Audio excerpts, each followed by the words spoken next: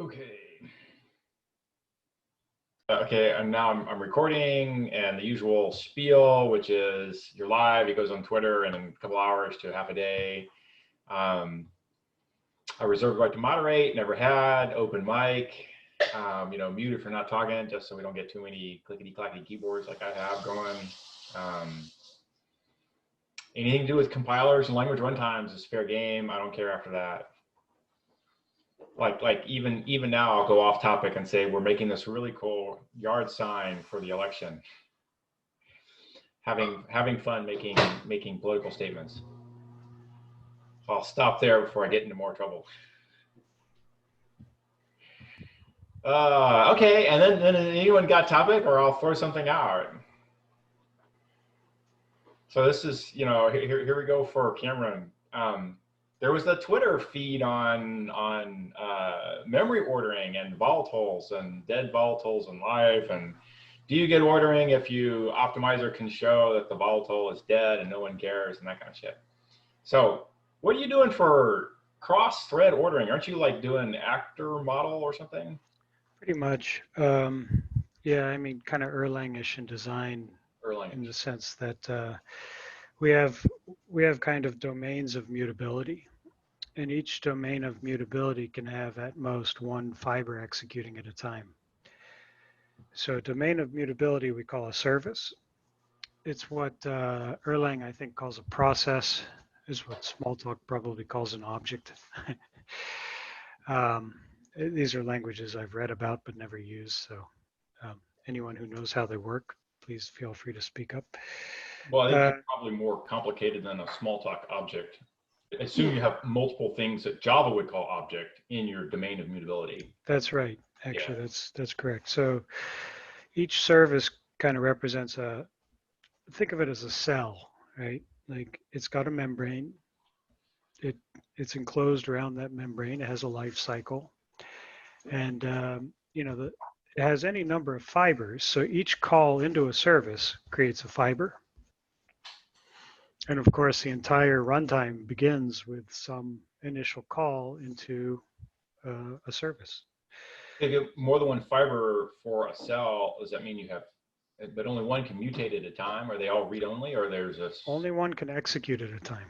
And one execute. Yeah, so we might have 10 million fibers across 100,000 services. But if the fiber is only one executing at a time in a service, what are you get more than one no, say those ratios again. I didn't sort them in my head. Well, most of the time you have one fiber running in a service. Yeah. Okay. Per service, and that would be, that's the model that we hope we can provide for a developer, which is they write code as if it's all single-threaded, right? Do you replicate the services at all? What do you mean by replicate? You can copy them, yeah. So for example, let's say I was building a web server, I would spin up a service for every incoming request, or theoretically I could pool services. So keep 1,000 services around so I can handle up to 1,000 requests. And the benefit of doing that is that the programming model for each service, the programming model, if you wanted to put custom code in there, would be single-threaded. Right. So the code generation can be single-threaded, meaning you can build the code without worrying about memory barriers and locks and stuff like that. No, I get it. Now the question is, how do you do handoff between threads? There's a couple of questions that pop right out of that. And one is how to hand off between services. Between services. You just call code in a different service, and that's the handoff. Okay. So we represent it as if there's a... when you call a code, what are you allowed to pass it? You're only allowed to pass references to other services and immutable values. If you pass anything else, what happens is it flips around. It does an inversion of the membrane at that point. So you think you're calling into the other service, passing your thing, but you're actually turning around and passing a proxy into the other service. So if you try to pass something that's not immutable, not a service, the only way to represent that in the other service is by proxy. Okay, So service, go ahead. Okay, well, when the other service gets called with this proxy, what can you do with it? Well, the programming model is brain dead simple. I mean, you have methods you can call and you have properties you can access. But they're all represented as a chain of functions. So we don't have a field basically. There's no field access. There's no, so everything just compiles down to a chain of functions. So there's no state. I'm missing something here. What you There is, but only the last function in the chain for a property accessor knows how to manage that state, and you can't write that code. And in fact, the code doesn't even exist. I see. Unless it has to. Okay, so all right. So I didn't. So in other words, the programming model makes it feel like everything is virtual, everything's a property, etc. Of course, if you're inside your own service, everything's actually a field, and you know all the virtuality is optimized away. That's the design. But if I have to, if I have an internal structure that I want to pass to somebody else, expecting him to mutate it and hand it back to me mutated. Yes, what you would end up doing is passing, inadvertently, you'd be passing a proxy to it where it's calling you and you're doing the mutations on its behalf. And it's doing that on your behalf. So it's kind of there's a double entendre there somewhere.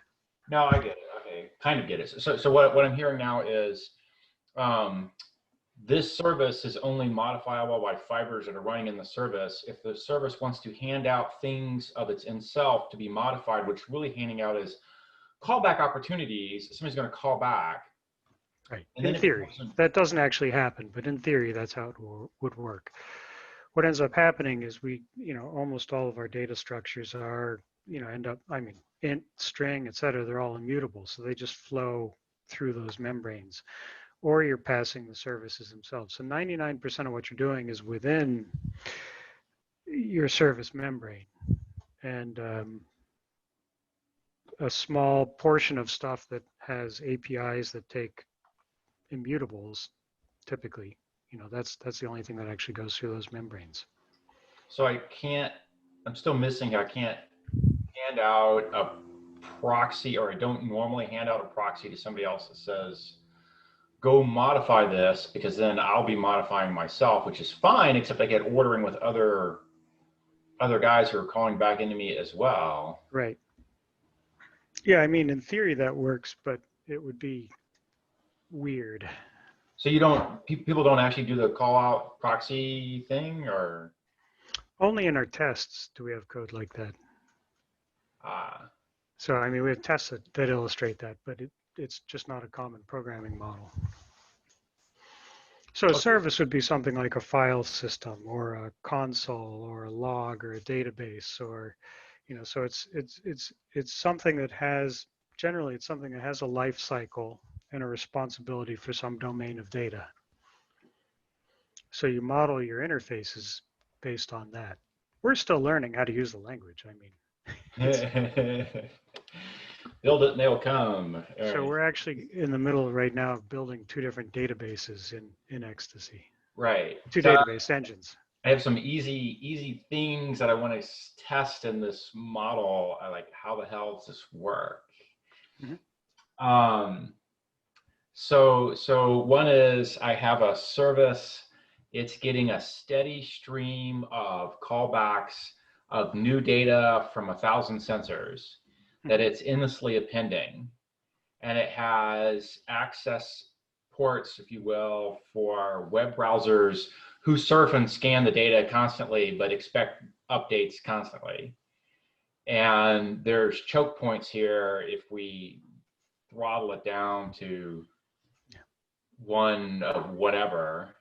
So the other thing I forgot to mention is that the membrane also represents an opportunity for asynchrony. So when you call across the membrane, it's the same as an async await, except you don't have to use the keywords. So call outside of somehow in your syntax, that you're calling outside versus inside. It's not syntactic, but what you can do is simply say, instead of saying like int I equals, foo, where foo goes across that membrane, you can say at future int I equals foo, and that allows the runtime to make it explicitly asynchronous, meaning it may or may not call foo by the time you get to the next line of code. Okay, when does I update then? When do you see when you witness it can't be known. There is no answer to that question. Well, no, there has to be an answer, because if it's never, I didn't say never. It's just that you can't know when. It's a concurrent system. So if I look at the value of I, it has a value. I just don't know if by looking at it, I froze while I waited on the other execution to finish. So the act of looking at I causes yes, all the foo to complete. That's correct. So is there a way to ask, has foo completed? There is, but even if it says false, it could have completed because concurrent. Okay. Yeah. But there is a sorry. So, but there is a way to ask the question, which is timely up to the extent that it might happen the clock cycle after. Correct. But if it hasn't happened yet, and you actually don't expect it to happen for the next year, it probably hasn't happened, and I'll get a no back, and that's close. Correct. Fine. So, but okay, so then every time I access I, there's a chance that it updates. Once I've set off this event. So a future is only settable once. It can only complete once. Okay, so the next time I ask for I, it will complete and give me the completed answer. So if you ask for I a second time, it's a local field. It's a local field now. Yeah. Fine. Yes. Okay. But if I ask, has foo completed, that'll be continuously false until it flips to continuously true and racy. Right. So basically think about it this way. It's like I have a Post-it note, right? And this is the value of I, and that value is actually stored inside a future, right? Yeah. I know what futures do. So future has state, and part of its state is the value I. Yeah. Right? And whether or not it's completed. Right. It knows if it's completed, and it can only be set once. And then you can say, future, when done, and all those other things. We may have looked at other languages before designing this. So, I mean, the one thing that was weird is we didn't quite understand async await because because it's just natural in our language. We don't have the keywords. It just happens. Yeah. There's a thing there. There's I want to say the React Manifesto style thing has implicit in it a single-threaded notion of how you're updating your state that your browsers are going to display, but you get callbacks from all over the map. Right. You write your code like it's single-threaded, expecting callbacks from everywhere, and then there's a little bit of a boilerplate hidden around to keep the insanity of how you pile on the async. Async await's just boilerplate for cutting out the damn, what you call the pyramid of death for callbacks. That happens in JavaScript. Yeah, fine. So and so what you highlighted earlier in your example is a potential pitfall, which is it converts to achieve throughput. It could use memory. So for example, if I have too many event generators coming into a single point, each one of those can be saying, I'll call this as asynchronous by taking a future instead of waiting for the result. And so it could act as if you had a queue of executions, right? Well, that was one of my pending questions is now you have a queuing issue, which if you don't expose something and how the queuing system works, you leave yourself open to, feedback issues, classic control theory, over-damped system feedback theory. Yeah, and we do expose it. We show, so a service knows when it's contended. It knows how deep its backlog is. It's not necessarily a correct answer, but it's a concurrently correct answer, if you will. So those metrics are all exposed, and then the runtime gets to decide how to manage it in terms of automatic management. So, but throttling would be possible, but if you get to the point where you're throttling, you've probably made a mistake. Well, no, okay. I'll claim something different. I'll claim that any stable concurrent system, you must have throttling to maintain a reasonable level of throughput, or else you will crash. And under loads. So sufficiently high load has to throttle, or else you'll just build your work queues until you run out of memory and die. You have to have back pressure so that you can communicate the throttling requirement to the source of the throttling. And now, and now that has to continuously roll backwards uphill. Yep. Until the edges of the system. Yeah. So I recall this from many painful customer debugging experiences with coherence, with the because we were, I guess, I don't know, Mark, what were we doing? 10 million messages a second or something? Yeah, you could do that. Yeah. Yeah. So, I mean, you could get in trouble in a hurry. Yeah. Oh, H2O would do 10 million a second. We had insane throughput when we got rolling on a big data math thing. You'd be pounding it through, and we had all kinds of backlog issues. Are we going to start comparing cluster sizes? If you want, there was a completely linear scaling in theory, and in practice it worked pretty well up to the limits we tried it. Although every time we added an order of magnitude, we had to debug some new thing we hadn't thought through, but the theory still said it would go forever.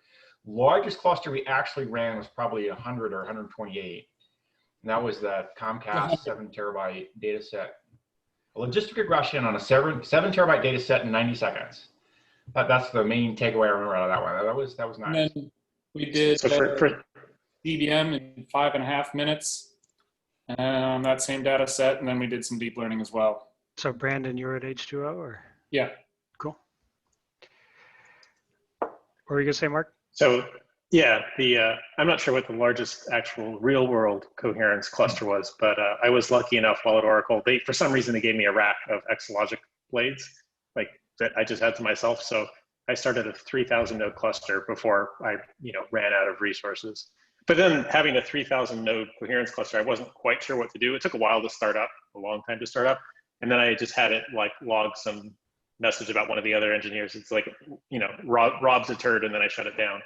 But I had all 3,000 nodes at once log that. That was its big success. But I was just making sure I could start 3,000 nodes. Right. Yeah. But exactly. I think every order of I remember magnitude. when 100 was challenging, and then 1,000 was challenging. Right. Every order of magnitude brought some new issues. So I think it's just hilarious on these systems that we did a linear regression in 90 seconds. It took 30 minutes to read in the data for each node.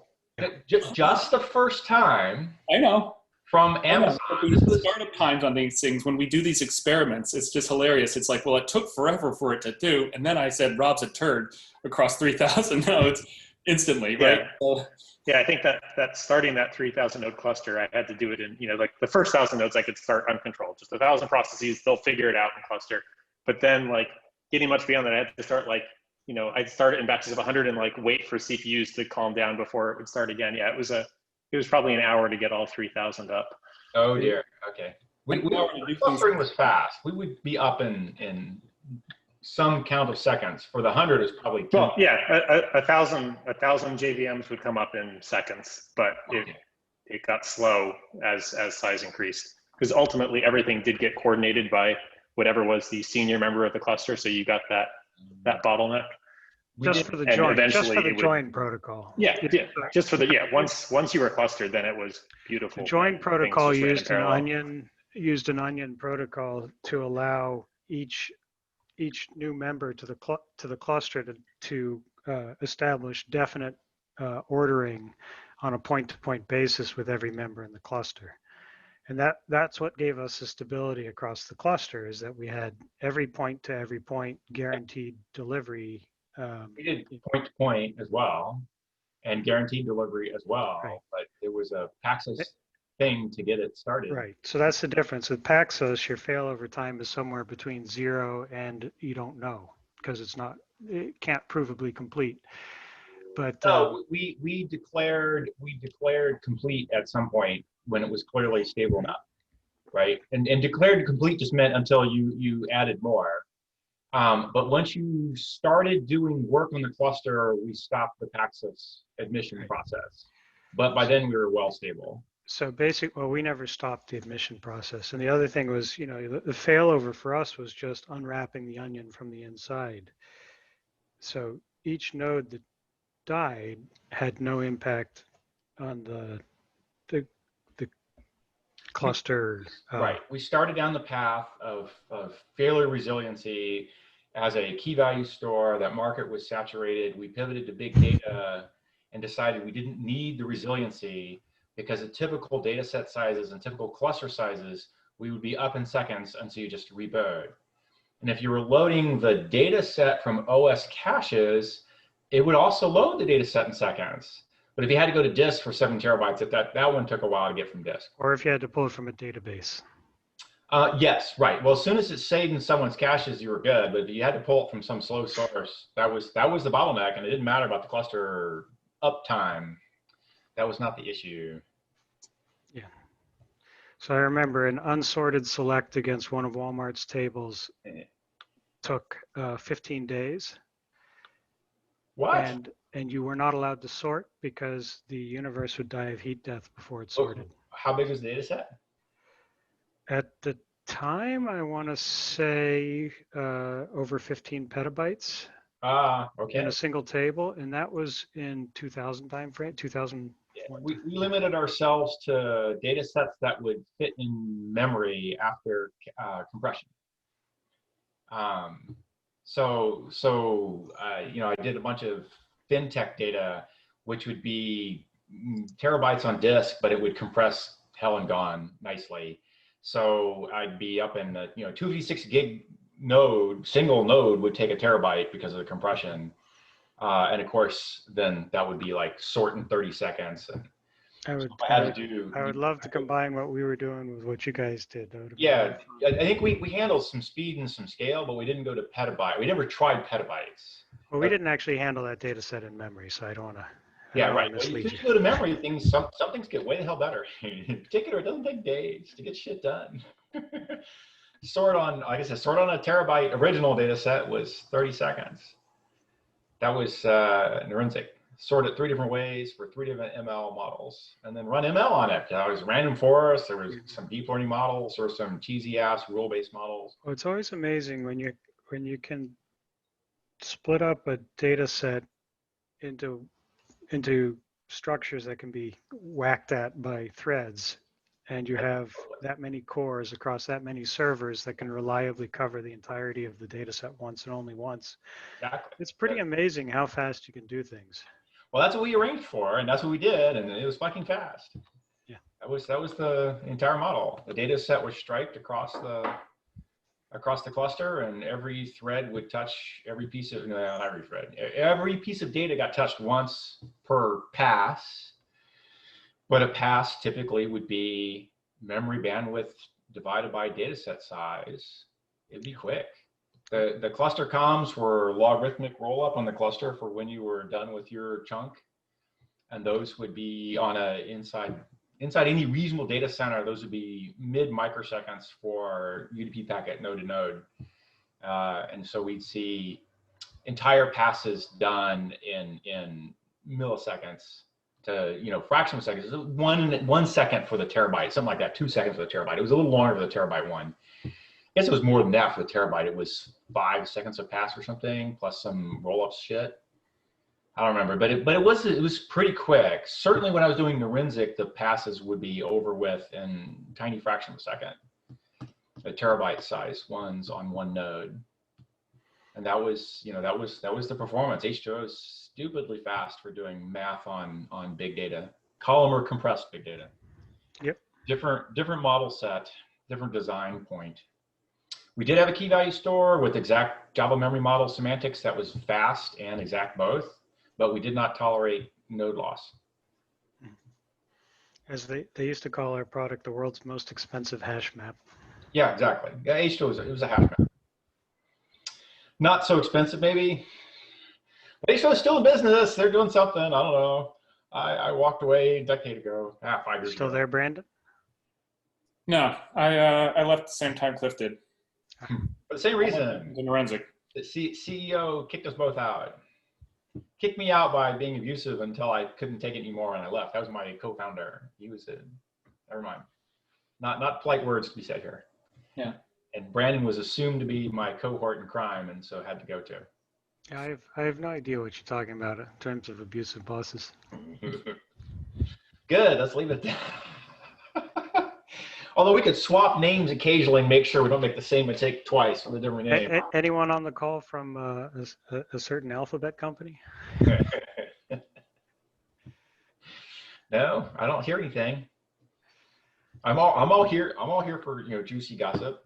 So back to the service fiber discussion. The whole idea behind the design was actually inspired by Hotspot, by the way, because the whole idea is that you've got all these things, all these contracts, right? So basically, when you're code genning, the only thing that really ties your shoelaces together is the contracts that you've provided to the developer.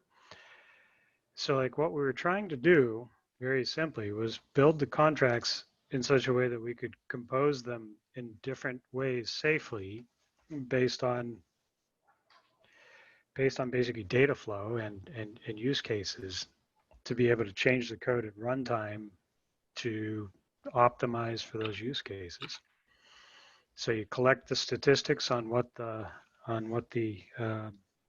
contention looks like, on what the backlog looks like. So so instead of having the developer manage their own threads, they just make function calls. Some of those function calls can spin off asynchronously, and the runtime has the job of optimizing for latency, throughput, memory, whatever. So it's probably worth talking to how that impacts your garbage collector, because I think that's one of my favorite side effects of the services. So each service has its own heap in theory. I mean, if you want to use Java terms. Yeah, right. Yeah, I got that. So each service has its own heap, and then the services are within what's called a container. So a container is itself a service that is responsible for loading a type system. So type system equals container. And then within that container, I can have any number of services, and the containers are arranged hierarchically. So it's a tree of containers. Any container contains any number of services, and each container then has conceptually has an additional heap of immutable data, because basically as you have calls across services, the ability to pass immutable data among the services requires it to be in a shared coordinated location. So that immutable heap becomes your passageway for passing reference to immutable data, strings, whatever. And basically it can percolate up, but then the side effect of this is that every service does its own garbage collection, and the immutable data can be garbage collected concurrently without pausing anything, because you have because it's immutable. You can have multiple copies of each piece of immutable data. Nobody cares. I think Azul does that, right? For not even for immutable data, but as an optimization with a compaction. Is it a compaction based or evacuation based collector where we move data to compact, to compress the heap, but the data is not considered immutable as it's moving. The collector doesn't normally, the normal collector action does not have any sort of immutable action savings. There are some limited sets of the data space for which a custom collector can be written, may have been written in by Hotspot, I don't think by Azul, for doing like string interning and shit like that, where it's known immutable. Big, complicated, known immutable, but the regular collector does a read barrier to enable moving of data that is mutable on the spot. There's no, you don't care that it's mutable or not mutable. Okay. Yeah, I was thinking years ago there was some form of memory protection that was used while the compaction was going on or something. There is, but it's not necessarily what you're thinking or what I was hearing out of immutable. There's immutable is kind of a special case of it, where you know it's immutable, so you don't care that there's an old copy and a new copy. Right. No, so we have to have one copy in case it's being mutated. Right. The memory protections are there so you can move an object and leave the old object in pointers front to the old object are lying around, and you're collecting them gradually. Mm-hmm. So everyone who loads an old pointer does a read barrier. Right. And the read barrier's current implementation is we have a user mode hack in Linux that does TLB mirroring. So there's a pointer bit in the pointer, and if the TLB set mirrored the wrong way, the act of loading through that will blow you a TLB miss, which goes to a user mode TLB handler, which turns around and says, oh, you took a read barrier hit. And then you update that pointer in memory, and you update the pointer where it points to, and you go to the right thing, and and away you go. So the reader doesn't get to see a poison stale pointer. Mm-hmm. The act of loading the pointer does the read barrier, which forces it to update before. So we can't propagate an old pointer either. So that the barrier is, the barrier costs basically 2 clock cycles if it's valid, and hundreds to thousands of clock cycles. I guess probably thousands to tens of thousands if it's invalid. Mm-hmm. And then there's a slightly even worse case scenario where it's invalid and the object in question needs to be copied now, and then he makes a coordinated effort to join the collector to copy an object if it has to move. So that mostly only kicks in for large arrays, which are having to move and being piecemeal. They get very large, you put them in non-moving space. But if you have a mid-sized array of some number of megabytes, it could be the case that it needs to move, and the mutator is now blocked until it finishes moving, and the GC is busy trying to move it but hasn't finished, and the mutator can get in there and help. So like I said, the typical case, 2 clock cycles, your pointer's good. That's the 99% case. You caught the collector when his pants down, it's half done sweeping the heap and updating the pointers. You can see an old pointer, which typically means that you simply updated the pointer and moved on and carried on. Mm-hmm. Very, very rarely you blocked because the object was mid-motion. Cool. So it was, it worked out in practice really well for keeping everything sort of very lightweight and efficient, and also completely in the background. You just burn background cores to move things. And there's a bunch of other stuff I could go down if you want to head down the GC path there. It's a better GC by a long shot, and ZGC is an effort by Oracle to do the same thing. They're still got a ways to go, but they haven't. Their old collector CMS and G1 never got within an order of magnitude of the old collector. So well, ZGC might catch up, might not. And that was. What do you think, Arthur? Yeah, it's looks like they're doing something very, very similar. Like if something was done in one place, it can be replicated in the other. It's just a matter of time. We talked in public about the Zoll collector a lot, with the goal to get people to be comfortable with it as part of the marketing thing. So it's well known how it's supposed to work. As always, the implementation details are more than it looks like, but it's pretty sensible. People want, I can go down that path and talk about it. What happens there? So one of the things here you go. One of the things you talked about, Cameron, was your collector model for immutable data. The other thing I did at Zoll was the stack-based allocation, which is basically per thread doing their own stack, which should entirely apply here. Mm-hmm. With your fiber can do a self-hosted GC, which yep. It's stop the world for one thread, so it can be very efficient. Oh, that's what I was going to ask you. Okay, so the update model that I talked about earlier, where I have any number of interrupts coming in, getting 1,000 sensors a second, piling in.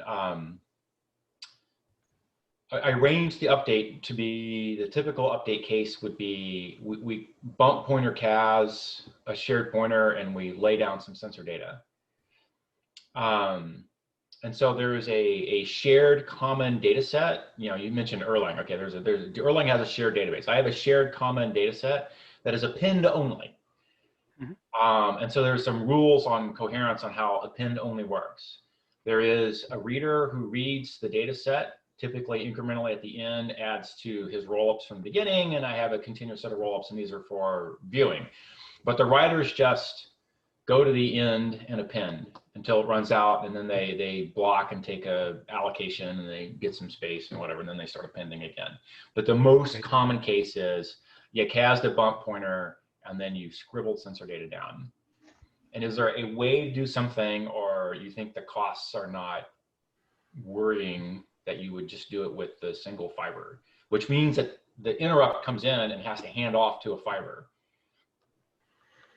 Like how does that kind of handoff work?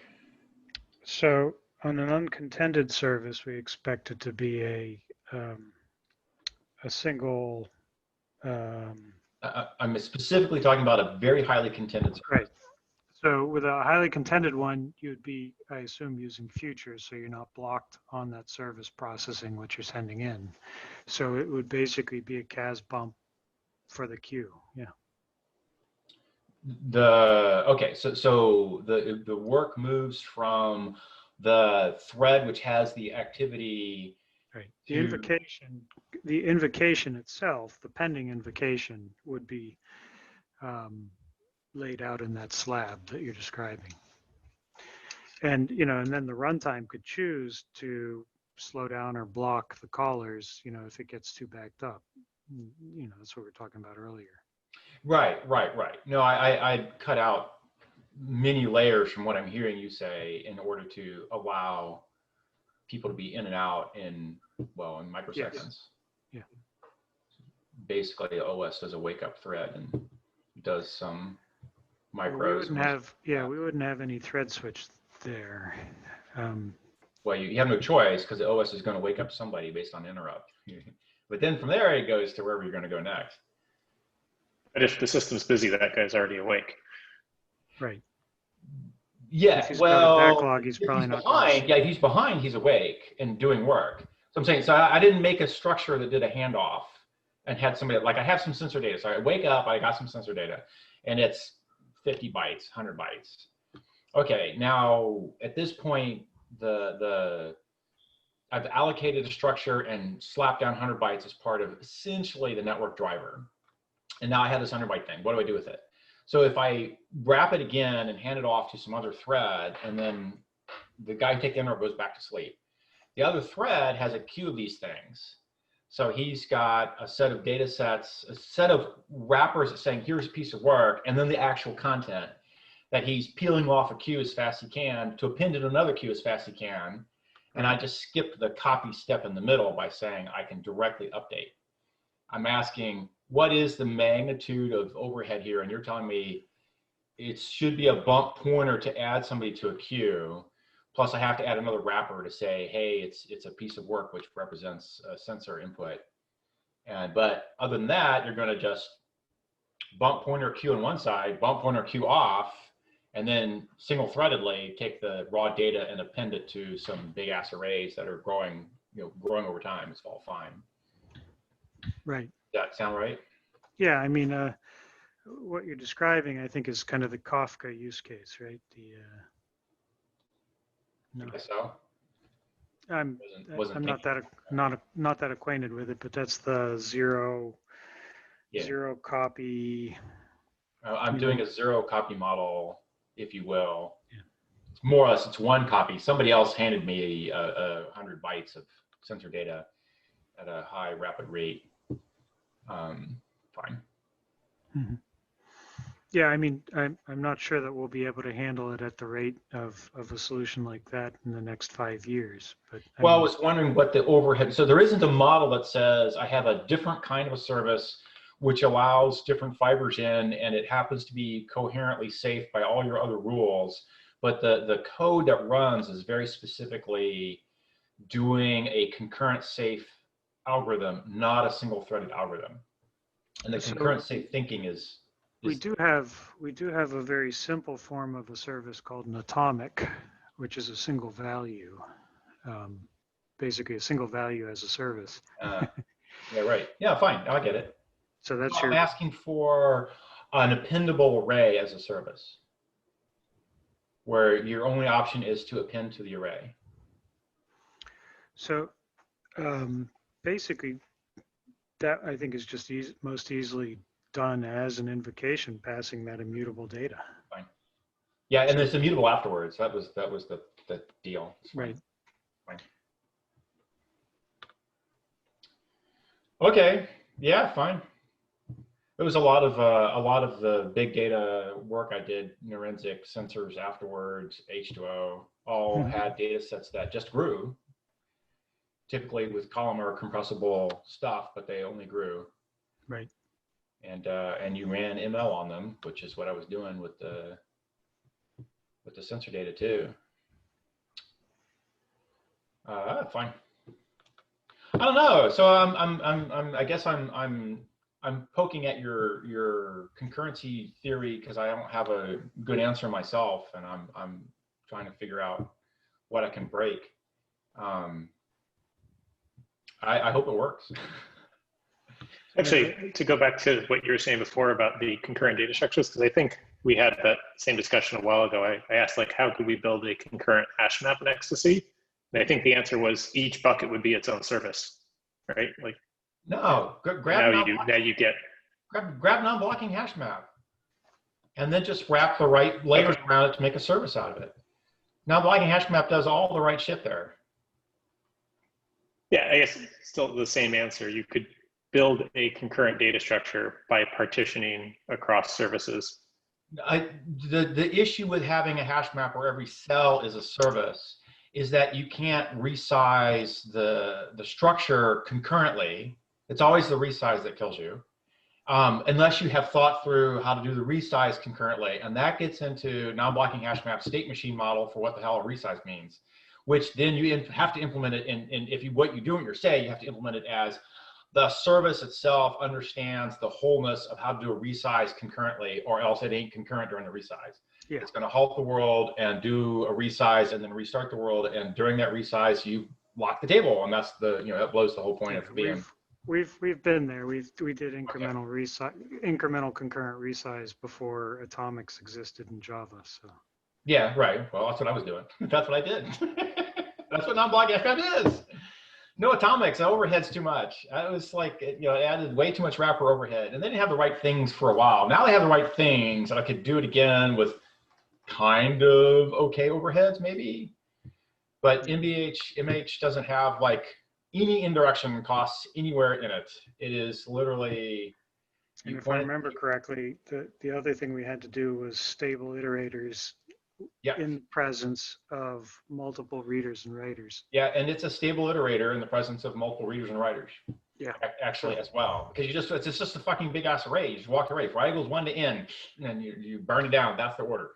And if you add something ahead or behind of the increment pointer, then that's what happened to the order during the change. But it was otherwise entirely stable. Right. Why didn't it make it into the JDK?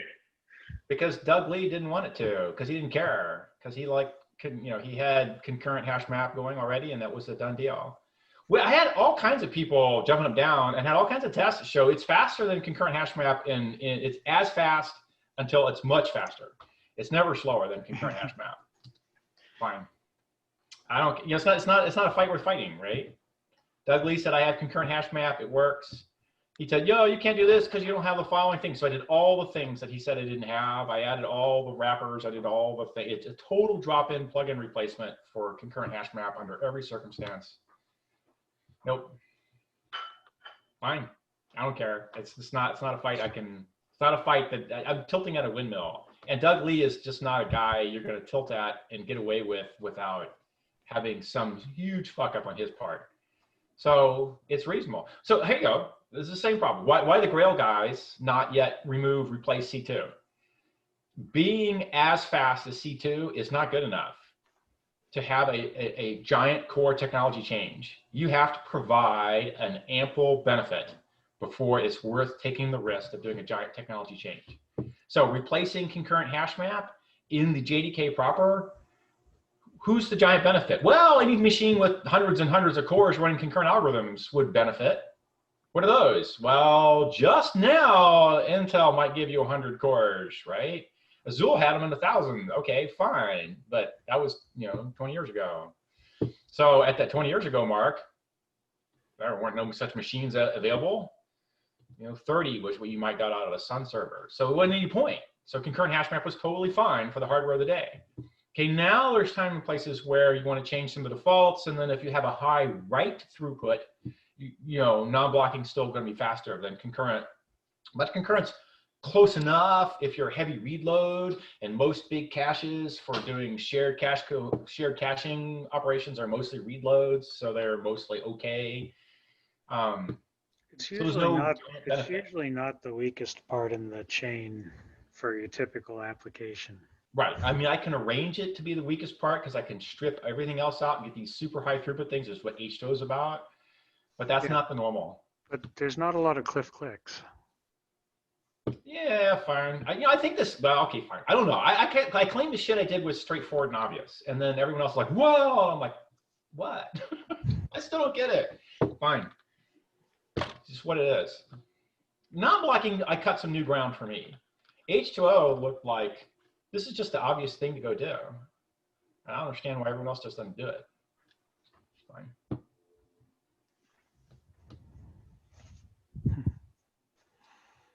All right.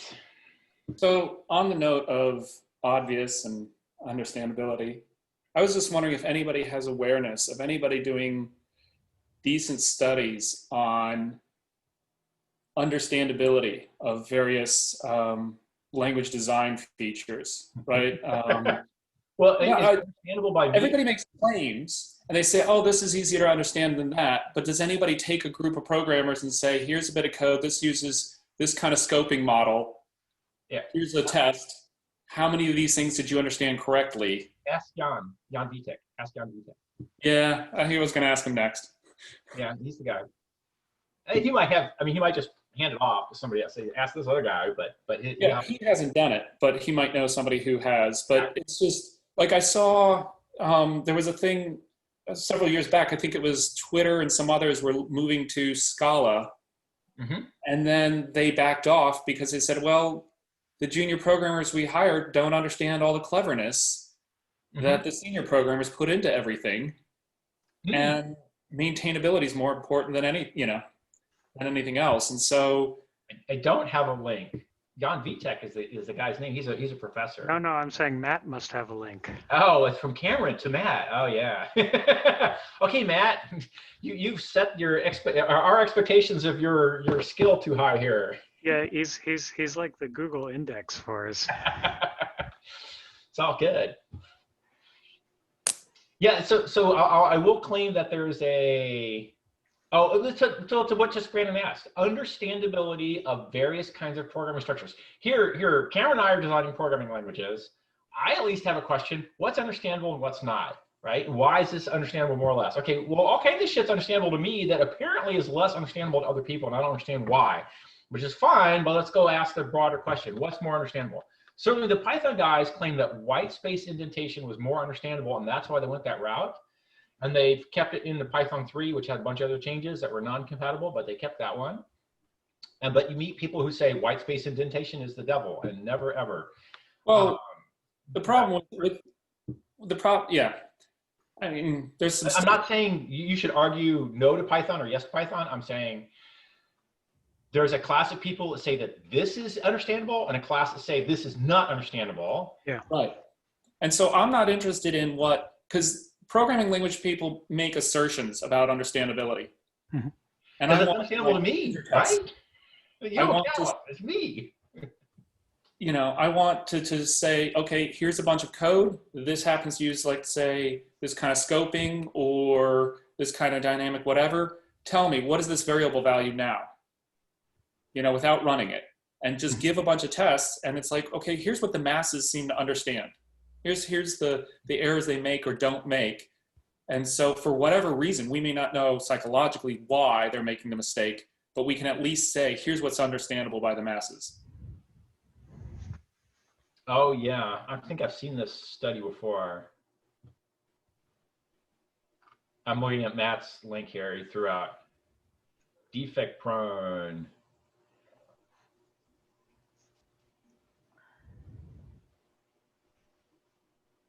I'd have to stare to know what the hell. Yeah, I've read a couple of these studies in the past. I'm assuming. There was the one that looked at the size of each module, well, the size of each file, Yeah. the number of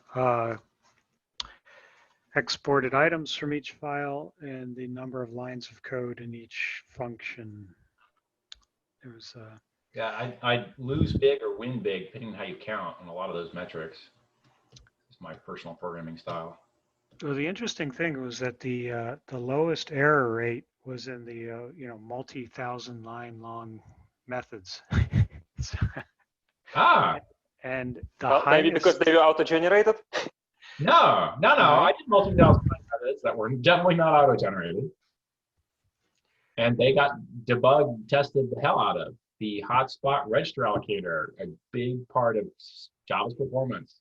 The core thing is a 5,000 line hand roll method. And I tried hard to peel out pieces that made sense to peel out. And there wasn't any good way to do it.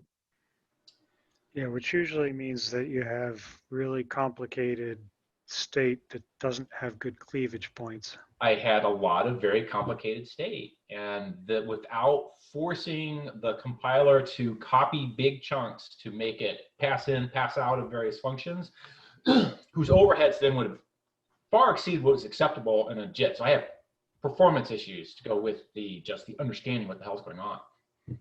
So I had to write code that was acceptably fast under the C++ compiler of the era. If I knew for a fact I could tell it somehow to do side effecty like things, but I would still have like 30 and 40 arguments for every function call. Right. And I would want the C++ compiler to fucking inline to get rid of all of the overheads of passing 30 and 40 arguments around. Yep. That was a beast, and we knew it was bad, and we all looked at me and the core C2 guys all looked at that at different times, trying to figure out how to break it up better, and we did a lot of breakup work, but still. But I wonder if that just ends up being a side effect of you feared the code, so you tested the hell out of it, and that's whereas something that seems simpler, you go, well, a couple of tests and it's good, and There was a greater depth of thinking in how it was stitched together in the single big method. And I don't know if that's true in general. This one particular one I'm talking about is definitely true. Yeah, fine. Normally I don't do such large things, but I try to stitch things together, and then, yeah. You get small methods, which are fine, but it's the stitching together. And so you lose the continuity across the boundary that I think is part of where the bugs come from. I don't know. And you spend your first 1,000 lines of code just getting the data structures put together the way you want them, right? I end up replumbing data structures repeatedly too, which that's part of sorting that shit out.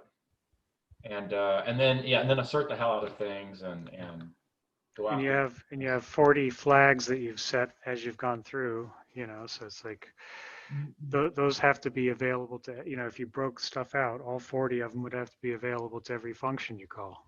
Right, and that particular module did not have flags. Like I rarely do flags that I pass in or pass out. It happens with onesies and twosies, but never on large count.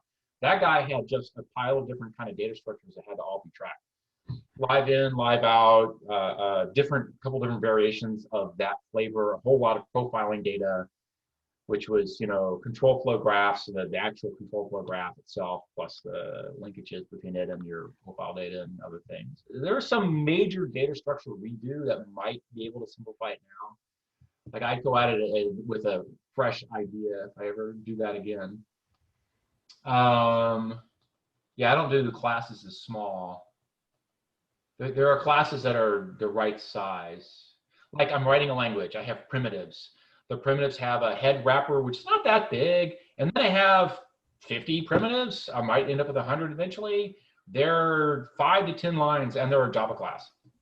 There's a semantic that says I'm a add, a float add, an add, blah, blah, blah. There's a, there's a one virtual call that does the math.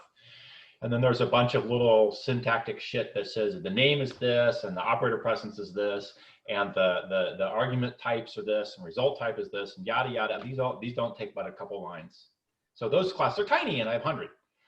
Whereas some of the other classes, the core node class for doing the compiler IR is a very large class. It's a very small amount of data, and the class itself is very large. Then there are 50 other node classes that are subclasses. They're all typically a page or less, 50 lines, 100 lines. Oh, wow. So I don't buy that story. I claim I have core base classes, they get big. I have follow-ons that do the shared thing that you're supposed to get out of a class that works, and they get small, and there's lots of them. So there's a definite, I don't know what you call it, curve there, where it's long tail. Long tail distribution, yeah. There's a long tail distribution. My parser is one file, it's big. One class, one file, it's big. I don't know. What do you call big? Let's find out. It would be interesting to use some of Jan's tools. Okay. Jan's done this research where he's scraping all of GitHub, and he's made a framework to make it easy to study what people are doing in languages. You know, what's actually out there to sort of look at class sizes and just sort of see the real distribution. Yes, yes. All I'm saying here is the parser for my language includes the entirety of the parser, including all the little tokenizing bits and all the little operator precedence bits and all the, nesting functions and not functions or structs. So everything is 1,500 lines or recursive bits. It wasn't that big. I was thinking it was big. Oh, that's a good question here. So node, I would have said should be big. It's not. This is a big class. It's 670 lines. It's a base compiler node class. So I don't have such big ones right now. Okay, but I have the source code for the C2 register allocator from 15 years ago. But I have to go drag it up. So I've added hard drives, so it nests. I have to go to the other hard drive and find myself. I think the C2 parser is actually 3 files of like 10K lines each. C2, which one? The parser. There's 3 parse files. Yes. Yeah, that's parsing bytecodes. Okay. But the parsing bytecodes has to build a control flow graph, but it also fires off incrementally. The optimizer incrementally per bytecode gets fired in there. And then there's a bunch of toolboxing where I take various things and cough up a whole lot of IR for certain bytecodes. Programs, yes, JDK, here we go, source, share, VM auto. Yeah, here's code I wrote 20 bazillion years ago. Chaitin, find Chaitin here. Boom, Chaitin is 80,000 bytes. The file is, it's only 2,100 bytes. I wonder if the big guy moved, 2,100 lines. Not that bad. Where's the main dude? I wonder if somebody broke it up some more. Simplify, gather large masks, register allocate, this guy. By focusing on parsers, are we just looking at exception cases though? Right? I'm sorry, looking at what? What's it? I think this guy's not that bad. I swear he's at 5,000 lines at some point here. I'm talking about the Chaitin allocator. I don't know if this was originally the case as well, but I think there's a register allocator superclass as well currently. Yeah, no, I'm trying to look at the where all the live range propagation map. It looks like it's been whacked on a bunch. I see no method in here that's more than like 500 lines. So I'm recanting, but I'm recalling that that guy had gotten quite large, and a lot of people were not happy with that. Fine. I think about language simplicity, I wanted to say, I think one of the most powerful things that any language can have is if you can extract a piece of code into some other place and replace it with a descriptive name, which is kind of a basic concept of you just create a function.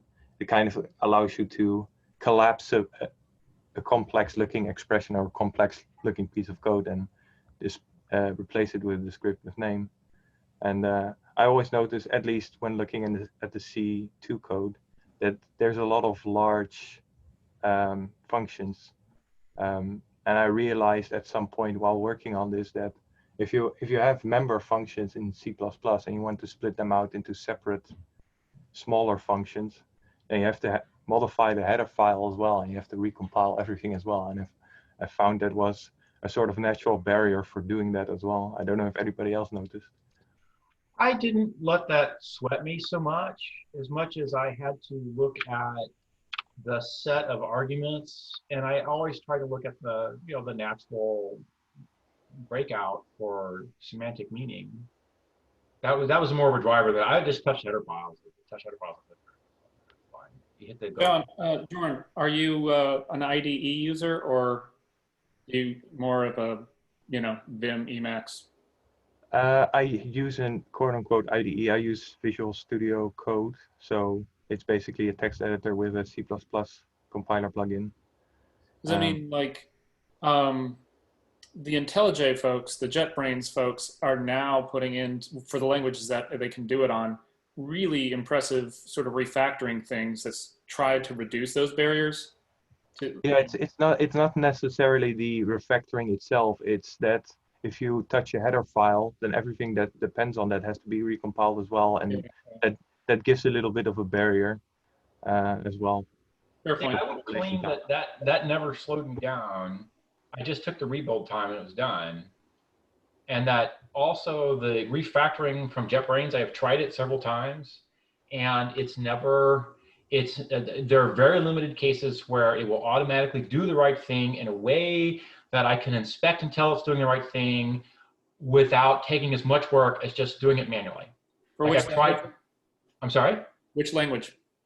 Java. Which one? I'm refactoring Java.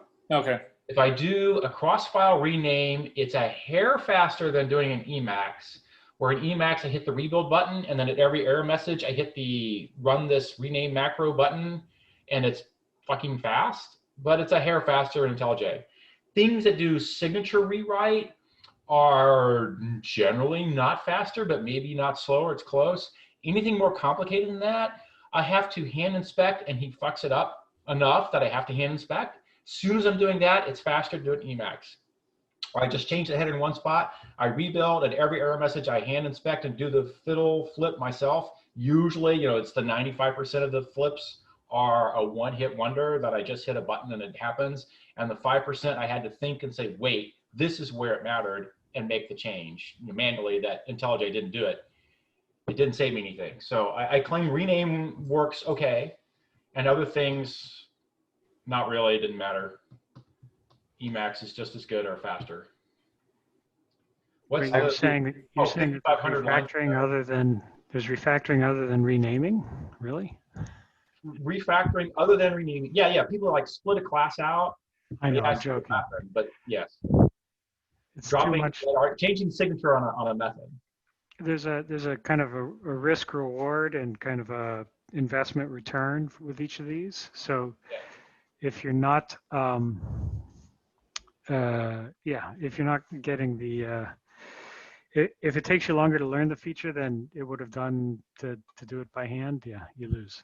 Exactly, and that's exactly what most of these are at. If I hit the go button in Emacs and I start whacking it, it's over with and I'm done. And as soon as I do something, even slightly more in depth, like I'm changing data structures, damn it, then I can't get any help out of IntelliJ. It's fine. So you're saying your parser's 5,500 lines now? Yeah, we should count. I'm counting total lines, but I write very dense code and counting Yeah, I don't write dense code. Comments and everything else. Right. If you ran it through a C beautifier to densify the way I do, you might. A Cliffifier would probably be 7 lines of code. I got CNF. It's Clifford normal form. I look at somebody else's code for a while and I'm like, I'm going to honor your coding style up until the point where I'm ready to rip and replace, and then I'm going to write it my style. And then that would be Clifford normal form. Yeah. I like white space. That's fine. I tell you about my grand experiment with looking at the who writes bugs and how many they write and where they come from on Hotspot. C2 Hotspot. You told us that one on one of the first calls we did, I think. Yeah. Yes. So probably worth repeating. For people, Brandon may not have heard this one. He's probably heard it before though, somewhere else. Yeah, right. So I got told I wrote 20 bugs. So I ran through and I sorted like years of Hotspot bug data, looked at like 100,000 bugs, like a stupid amount. I did hundreds a day for weeks. So maybe I got 10,000 bugs. It was a lot. And every one I sorted according to who did it and who wrote the original bug, who wrote the bug fix, whether the code involved was brand new code or cleanup, refactoring, or tech debt elimination, or a bug fix, whether or not that change brought a second bug after it, and then I broke it up by engineers. And then out of this popped a bunch of interesting facts. It was the engineers were sorted in their productivity by powers of 2. So I was half of the team of 7, and the next fastest engineer was half my speed, and they went in halvesies down the line. So 7 people. The 7th guy was Steve Dever, nice guy, really slow. He wrote stable code mostly, but he's really slow. John Rose was the guy after me at half my speed. Fine, and it really was a nice halvesies curve. The next thing was, if you wrote new code, it had a certain bug rate per line of code, independent of which engineer wrote it. If an engineer was writing new code, it had a particular bug rate. There was a bell curve on the engineers. It was kind of tight. If you wrote cleanup code, it had 1/10 the bug rate of new code. And if you wrote bug fix code, it had 1/10 the bug rate of cleanup code. There was very few bugs that introduced a brand new bug. There were many times a bug fix didn't completely fix the bug, or it partially fixed some other bug or whatever. So those were just legit bug fixes. They had to happen anyhow, but they didn't fix the original bug that they were intended to. And so there was another bug fix, but that was just the original bug lived on. So that's how I counted them. Bug fixes didn't cause a bug, if they didn't fix it wholly, they just didn't fix the original bug, but they were legit because they're always part of the bug fix. Fine. So if you're writing new code, you can expect to have a high bug rate. And if you're writing refactoring, you can expect to have a much smaller bug rate. Okay, having said all that, I wrote most of the new code, and I wrote 50% of the code in general. So as an absolute term, I had the highest bug rate. And if I only did refactoring code, I would still have had the highest bug rate because I wrote the most code. So yes, of course I wrote the most bugs because I wrote the most code. And that was the complaint that it was being handed to management as to why I shouldn't be allowed to write code. It's a shame that there's, some of those stats didn't get published though, as an overall, names removed. Yeah, it was. I didn't take the stats with me past the lawsuit from Sun against Azul, because I assumed that data was Sun internal. The right answer would have been to publish at that time, but I wasn't in a mood to publish. Here I was fighting for my life as making Hotspot go, right? My job, my career at Sun, my life. I wasn't really fighting for my career. I wanted to fucking make this thing work. And there was so much cool shit you could still do. And I was getting told, don't code. Go take a vacation, Cliff, and quit coding. And I was like, what the fuck are you talking about? I have to code. It's my life. And here I'm winning the world by doing the right thing. And I was getting told no. That was sort of the beginning of the end. Yeah, frustrating. Oh my God, beyond frustrating. Well, I started tracking a race car, and eventually I wadded it up. Brakes failed at 110 miles an hour. I wadded the car up, and I took a good hard look at my life. Why am I driving a car at 110 miles an hour on a racetrack and finding concrete barriers at 60 miles an hour? I hit a concrete barrier at 60 miles an hour and decided it was time to change. So I went to Azul. Best decision, worst decision in my life, both at the same time. What? What? We'll go outside then. Hang on. So my ancient, deaf, decrepit cat doesn't know how to meow, can't open a door, so he claws me on the leg to get my attention. Yeah, fine. We had 2 cats for a while. The other one could open a sliding door. He hooked the screen with a claw and slide it. And so the one guy, he never learned how to open a sliding door. The other cat died, old age, cancer, but old age. And this guy now can't open the door. He doesn't know how to get in or out. Fine. So what's the latest on AA? Oh, I'm as of 2 days ago, I set it aside to honor an agreement to go make 10 videos, 15 videos for video production companies, lessons, 10-minute lessons. So I have all these 30 and 40-minute talks I have to break up into 10-minute chunks and make a video out of them. And it actually takes a day to break it up and get a sensible 10-minute chunk. So having said all that, I was doing short circuit operators and or got it to the point where the parser auto thunks the right-hand side of an and or any operator that's flagged as being a short circuit operator. He thunks the right-hand side and hands it off, and then the thunk auto, well, the operator has to expand under the hood. But it preserves all the right scoping rules and the right defining rules and shit like that, while allowing me to have operators that are short circuit other than and or. And that was working and being tested on, and I was expanding myself out. I got bigger examples now. I'm writing a hash table in AA, first time really. So it's got array lookups, got mod and operators, and it's got and or-ors, and it's got auto inferring of field names that are getting used in function calls. So you can pass any key you want in, but it has to honor having a .equal and a .hash. Right. And so the working through making sure I get the right typing errors out was where I was at. It was basically functional, and basically some of the errors sucked, and I was trying to sort out why they sucked when I decided. How do you do equality?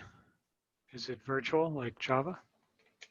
Yeah, there's two flavors.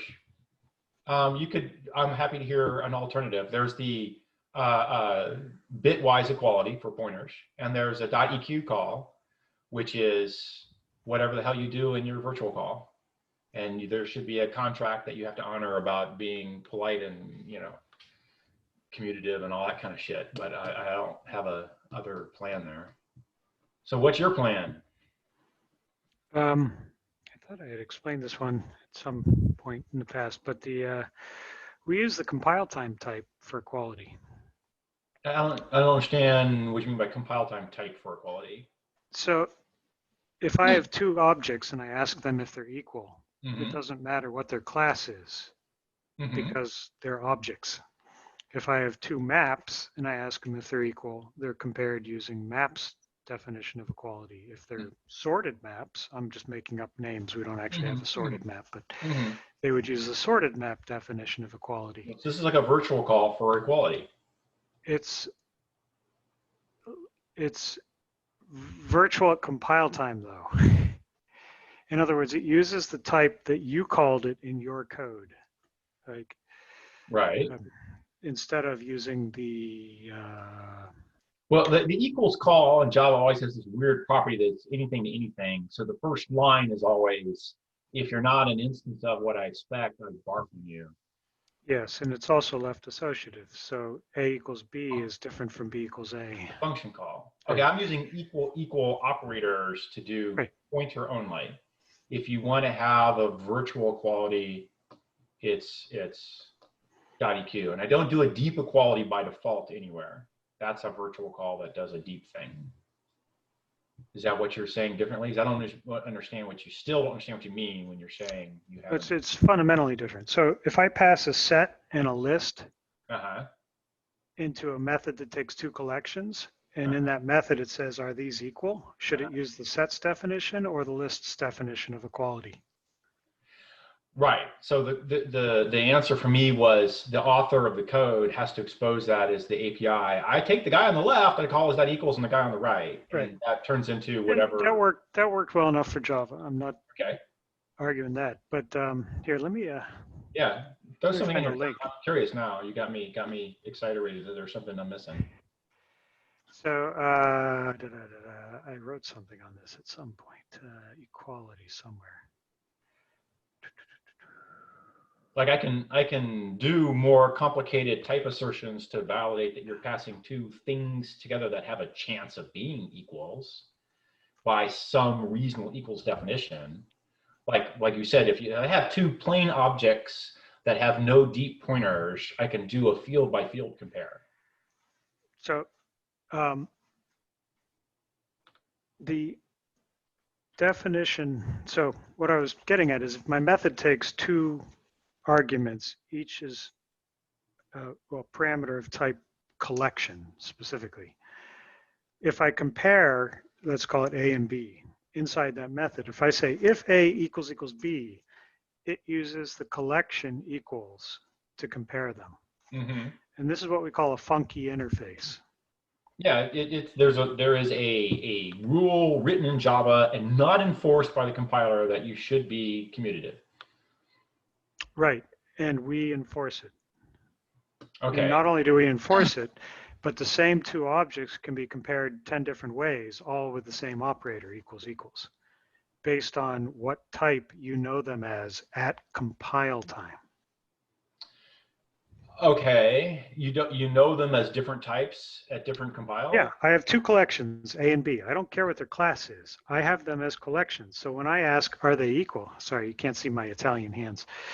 When I ask, is A equal to B, I don't care if they're sets and lists.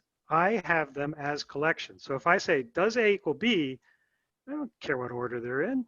They're collections. So you have right? I don't care if they're distinct. It takes two collections and does something. I have a method that takes two collections. So I can pass a list to A and pass a set to B. They get into the method A and B, right? Yeah. One's a list, one's a set, but I know them as collections. Right. So when you say you know them as collections, not a set or list, you know them as an interface, and Java would be called an interface. Just some super type, yeah. Some super type, okay. Okay, and you don't, okay. So you've declared some common shared thing that got whacked to as part of passing that had to have the same base class now, and therefore there's an equality operator that takes two elements of this class and does what it does, whatever the hell that thing is. Right. Prints I hate you and exits with a false. I don't care what it does. So in other words, the compiler encodes the type. It's not just the compiler, because the type might not even be known at compile time. It could be, so for example, this is where it gets really cool. So when you say the type's not known, the type's known, just there's some subtyping that's runtime. No, type's not known. Here, let me share my screen. I'll show you some example. All right, hang on. Close all my bad stuff first. Yeah, let me okay. One at a time. Okay, fine. Try now. See what happens. See if you can share. Okay, I'm sharing. So yeah, what was that called? So that would have been like, say, collection, right? So collection has a equals, right? So two collections are equal if and only if they contain the same values, right? So, okay, yes. So how do you know that they're the same values? Or what is the? Yeah, I would claim that in an obvious Java-like implementation, you'd have runtime type info that you compare for equality as part of the operation somewhere else. Right. So not only do we know the compile time type of the collection, yeah, we also know the compile time type of the element in the collection. Okay, I would claim that was part of the collection type, but fine. You know, who cares? It is, yeah. Okay. That's compile type is a collection. Yeah. It could Yeah. be. Yeah, collection of ints or it's collection of strings versus collection of persons. But the point is, at runtime, I know what the developer said the element type was here. Right, right. So that's not a reified type. That's actually reified from compile time. It's hard to explain if you haven't used it. I'm completely What's failing. the implementation doing? Is it looking at bits in the object to decide the type, or do you know No. bake down what it is right here? Even as you get called across from multiple different places. So, for example, if the one was a set of employees and the other was a list of Cars. psychopaths, and I passed them in as collections of person, Okay. the collections would be compared as collections, not sets or lists, Right. and the psychopaths would be compared to employees as persons, not psychopaths, not employees. And that's because you're to be able to be called at all, they have to have common subtyping for the collection and common subtyping of the persons here. But the element has to have a common subtype, and the fact that it's collection is the common subtype. Right, and it's turtles, right? So element itself could be a map of Yeah. something to something, and that's something, that value could be a collection of, you know, whatever, and that element could be a list of some, you know, so it's turtles. Yeah. So, and then of course objects, well, so I showed you collection, but so what was the, what did I want to show you? Oh, right, list.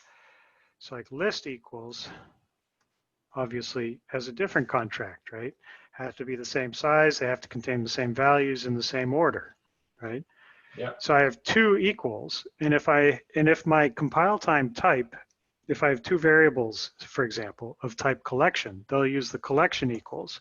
If I have two variables of type list, they'll use the list equals, and so on. I can make it as specific or generic as I want.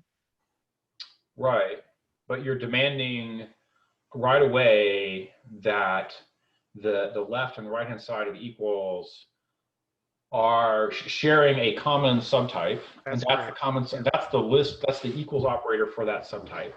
That's right. So you don't, in Java, you would say a dot equals and parens b. And here you're going to have some other kind of equal, something namespacey equals a comma b. Like invoke the equals call. Don't show me the guts of an equals call. Show me an invocation of equals calls. There's no such thing. You use the equal operator? Yeah. That is the invocation. That's the invocation. Yeah. Okay, fine.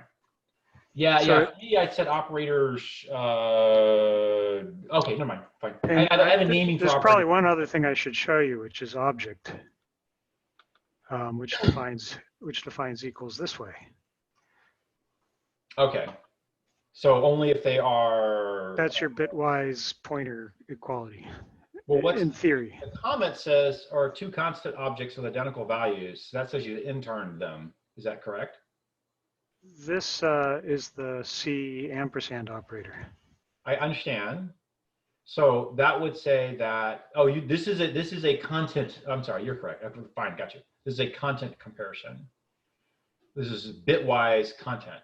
No, this one is if it's the same, it means is it the same reference?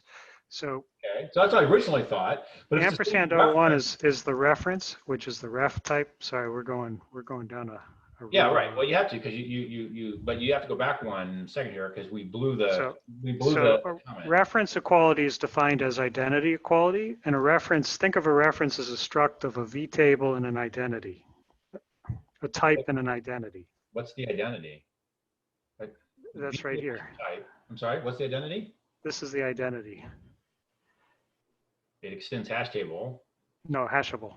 Oh, hashable. Ah, okay. It's just a unique thing. Yes, it's an opaque. It's an opaque hash thing. It's no. Yes. Are you guaranteed independent? You're not guaranteed uniqueness. This is not a UUID.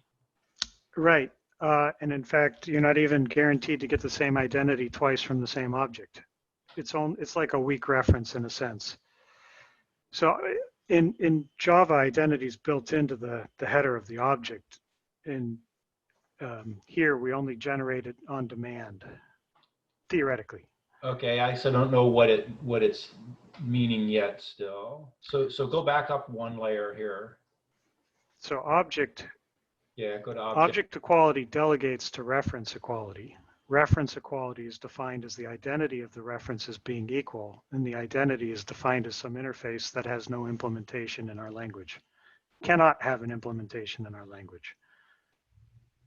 Okay, which makes me all confused, because what I just heard you say is we call down if something has no implementation, so we should die for no implementation. No, it's an intrinsic. Sorry. Okay. There's something being, so there are certain turtles that you can't see their guts, right? Like, right. Yeah, I call them primitives in my world. It's fine. It's all good. So this is a primitive. It has some identity. So now let's go back. Now that I understand that part means, what is the what do you get out of identity here, other than what I heard you say is it's a hash code that's not unique, and why would I use that? No, it's not a hash code. An identity is something where if I have two identities that say they're equal, then it is the same object. But so if two different references can have the same identity. If they have the same identity, then they refer to the same object. Okay, but if they don't have the reference refers to the same object. This is like a fat pointer. Yes. Let's just grab what the reference points to. Because we don't have pointers. Oh. What the reference points to is the object. Yeah, right. So if the object says, what is my reference? What's the reference for the first one and the second one, and are they equal? And yeah. The reference says they're equal if it's the same identity. The reason that we have to do this is, I could take a day explaining this, but reference is an interface. So when you said it's a primitive, it's not that it's a primitive, it's that anyone can implement reference. It just so happens that one of the implementations of reference is called our runtime. Okay. So when you ask a reference for its identity, there should be a property here called identity. Tell me if you see it. Yeah. So this is the definition of a reference identity. This property has to provide an opaque object that represents the identity of the reference held by the ref. Right? The identity can be used for comparison with other identities. And as long as the reference to the identity is held, any subsequent request for an identity from the same underlying object will provide an identity that yields the same result from the hash code function. Yeah, and then it's ephemeral, which it could be. That's the point. So the more contracts that you guarantee, the more screwed you are in code gen, right? Yeah. What I'm missing here is if the identity changes over time. So I'm missing a couple of things. One is an object identity cannot change. So hang on. Well, you just said it did. No, its hash code can change. Okay, so that's a different set of bugs, because I don't understand how that goes with standard hash table implementation. So don't go there yet. Well, because the key of the hash table would be the identity. So if I put the identity into the hash table, it becomes an identity hash table just because it's a hash table of identity to something. Right, but if your hash code has changed, it won't change as long as I have that key in that table. That's what this contract says. This contract says that as long as the reference to the identity is held, any subsequent request for an identity. Gotcha. Right. And if no one looks at the identity, then there's no one looking at the hash code, and you can change it, and I don't care. It's fine. That's right. Okay, so now we back up a layer. So I heard you say that if two references have the same identity, they reference the same object. That's correct. Is the inverse true? If they hold a different identity, are they guaranteed to refer to different objects? Yes. Okay, so this is the equality check. This is a unique identifier that says if it's the same guy, it's the same. Some unique identifier. Yes. And how do you implement that? The obvious one is you just take the address. Actually, I don't know how it's implemented. Okay. Because you've just defined an equality class over a set of objects. And how do you implement an equality class over a very large set? There's various expensive ways to do this. And then there's a dumbass cheap way, which says the pointer. Well, the prototype is done in Java, so I assume it's implemented right now using Java reference or something. Well, that's a pointer. Yeah, I didn't write that code, so I don't know it well. I know it meets the contract. That's all that matters. Okay, so somewhere in there, what I heard was objects are equal if they are pointer equal, which is what Java does. Objects are equal if, yes, yes, it's the same as Java equals. Exactly. Yeah. Right, okay, fine. Until you get to the constants though, right? Which I think was where things originally went off on a tangent. Yes, if I create two different constants, they could be equal, even though I newed two. So if I have 64 bits and the pattern is 0000010, and I knew an int using that bit array, and I knew another int using that same bit array, I have two different ints, right? But they're the same. They have the same identity, value. right? Yeah. So it turns out that if I compare them, they are equals. They will appear to be the same value. That's correct. But not just, but they're also identity equal, which is where you deviate from Java, right? But let's say you took a reference of an int, that doesn't make any sense. So you have an object. We don't have anything but objects. Right, so you have an object which you take the reference on, which turns into somebody's virtual call for how do I go get an identity, which for an int says, I take my value as my identity, and that's what the identity is. Yes, it's been so long since I've been in this part of the code, so it's I have a question. Why do you have a type variable here? Why is that needed? This one? Yeah, this compile type extends object. I assume that's a type variable, right? Because that's the definition. So there's a funky interface called comparable, I think. So comparable allows us to compare two objects, and it defines that function equals. So this is a function, not a method. This is an interface that defines. Wait, okay, back up. When you say function, okay, it's static. So when you say function, you mean it has no this pointer. That's correct. Fine. So so basically a method has to be bound to a target, and that creates a function. And then a function is bound to parameters, bound to arguments and invoked, right? So this is a function, not a method. And the reason it defines this is because that's what we were looking at, say, with list, the example here. This equals compares two lists. And so if it's list of person, this compares two persons, not right. two objects, but two persons. Right. Now I'm asking, is the implementation at runtime take some sort of vcall there? Or is the implementation at runtime require you to inline the whole list comparator at each call site so you know the type? So you take a vcall there. It's fine. Well, it's not a vcall, it's a function call. Yeah, it's a. But if it's going to call compare person by person and one invocation and string by string, right? There's some. Yes. So that's right. So it's a. I don't actually know how the funky call is done either, but it's a. That's a vcall. It's obviously different from it's obviously different from what you think of as invoke interface, but it's. I'm asking the cost, not the semantic. It's this is class. When you say function call, what I hear in my head is C function call, which I understand the cost is 1 clock cycle or less. If you say it's a virtual call, my head says 30 clocks or more. The cost is easily 30x. Maybe. So in this case, it's not the 1 cycle one because because it has to resolve through the type through that type. That's what I'm asking. What is the cost model? So one of the things I think is important in a language to have a cost model be obvious. Because I write code which it's important to know whether fast or slow. There are times when I don't care and I want semantic easiness, and there are times when it fucking better be fast. So you could think of it this way. I was involved with the design for all of it, so I have some understanding. The type itself, you can think of this call as having the cost of invoking a method on the type class virtually.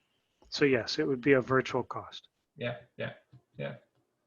Yeah, that was something I'm not sure about either, right? If you're compiling this code, you don't know what the element types are yet. Isn't that pretty cool? That's the virtual. Yeah, but you said before that, I assume you were talking about this, that this not equals operator is statically bound to a target, but this is not the case? No, it's not. Okay, so you do get a virtual call. I originally heard that and I was confused because that doesn't work. You have to have a virtual. Yeah, but the type is, I think I wrote it up in this quest for equality that I linked to. Yeah, I threw that in my browser, but I didn't have a chance to read it yet. That's why I was kind of confused about why you would need the type variable, because it doesn't seem like you gain anything when compiling this code. You don't gain any information from that. But it's used here. He knows element type is used here. Yeah, so he compiled. Yeah, but then it's reified, right? The type is reified at runtime. Oh yes, of course, yes. Oh, okay. I thought you said the other thing. Well, I did too. That's what I heard too. But no, there's reified type data there. There's a V type for the V call. What I meant is there's a runtime type, which is like set of psychopath and list of employee, right? Right. And at the call site that originally said equals equals, there was a compile time type, which was collection of employee. Right. So the call site passes collection of employee here, or sorry, collection of person here, even though the runtime type of this is reified as set of psychopath, and this one is list of employee. The call to equals has to have a third argument. Yes, sorry. So when you see this is actually a real argument. That's the argument 0, argument 1, and argument 2. And this actually has to be bound before you can bind either one of these parameters. Gotcha. That makes more sense. That makes sense. Yeah, I'm a bad explainer.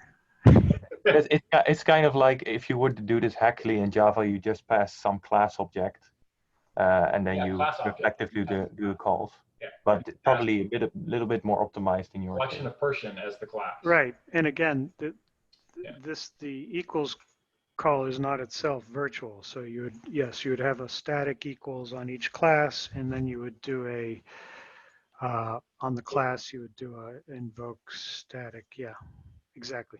Yep, that would work. And you'd have to pass the reification information as well, because none of that's there. Right. So you're saying it's not virtual. At the call site, the compile type of everything, but you're calling into the shared common list equals. That only gives you half. It gives you, I'm doing the list equals, but not the list of psychopath versus the list of person. Right, and so that's encoded here exactly as a third parameter. Class that the compiler says that you guys have agreed, or you're going to be using to do the element compares. Right. So it is similar to Java doing a class, but it's the element class you're passing, not the collection class. Because the collection class, you're in list.x. So that's the collection class. That's right. List. Yeah. So the other, there's only one other thing I'd point out, which is equals and not equals also respect nullable. So that's the one other thing that gets built in, which is not free. Two nulls are equal and null not null. Two nulls are equal and null not null because you can't. Yeah, that's fine. Yeah, So there has to. Okay, here's the question: Who honors that? The runtime behind your back, or this code right here? Because I don't see an equals check. If right, the runtime. So this compiles as a op, there's a test and an op. Hang on, ops. It does a null check already, is what I'm hearing you say. Yeah, so there's so you can, these are the test ops, isEq and isNeek, and then you also have the test jump. So we have jump eq, jump. Compiling down to bytecodes? What's that? You're compiling down to bytecodes. Yeah, this is the IR. Yep. This is the portable IR. Right. As opposed to the one you do internally for optimization transformation. This is the portable IR. Okay, so you're compiling down to bytecodes. It's fine. Yeah. Yep. Okay, and one of the bytecodes, or the jump bytecodes, do a null check before they go and invoke dot equals. Right, and it violates the rule that I said earlier about the two types have to be the same, because one of these is allowed to be annullable and the other is allowed to not be annullable. So that's also, so there's a little bit of special handling on that, and you may not.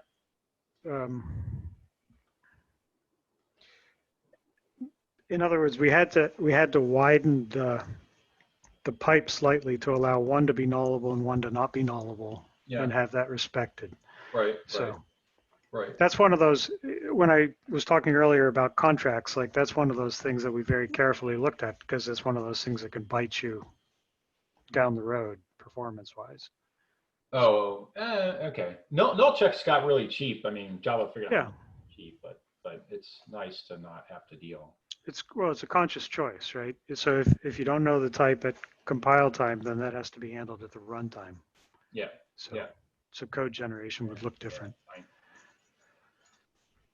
Yeah. So is that interesting? Well, the choice to have equals, not to do the Java where the left-hand guy chooses which equals it is, but instead to have the runtime validate that the two, I'm going to say the main types above are compatible. Therefore, there is unequals, and it is symmetric, whether it's left or right. And I can't tell, and I don't know. And the implementation better be correct. That's fine. But it's not the runtime. It's the runtime that decides here for the elements, because that type's not known. I'm talking the call to the collection, or it can, recursively. The call to collection is known at compile time, though. So it's actually encoded with that type information. So it knows it's going to be collection equals. Yeah, but because it's turtled all the way down, there's a V call at every layer possibly. Right, but the V call is against the type, not against O1 or O2. Yes, that's what I was saying. That's what I was trying getting to. That's the conscious choice was the compiler picked a common superclass, or the language picked a common superclass. That's the equals operator that you go to. That's correct. And then the rest of the design is that the type system is transitively closed over, so we know if it has to be virtual. Yes. Yeah, because I guess something else you could do if you have code like this is you could clone all this with a constant type and then do a faster call based on that. Right, and you have the issue there that you run into code bloat, and I'm sorting that issue out myself right now. I do a lot of code cloning to get constant known types in places, and I'm deciding when do I want to stop that and go to the superclass. And there's some differences there. I think the other interesting thing about that kind of cloning is that you can still have out-of-line calls, but get some of the optimization. I'm cloning for the typing system, not for the code itself. Yeah. Exactly. Yeah. Well, that was pretty good. It's different.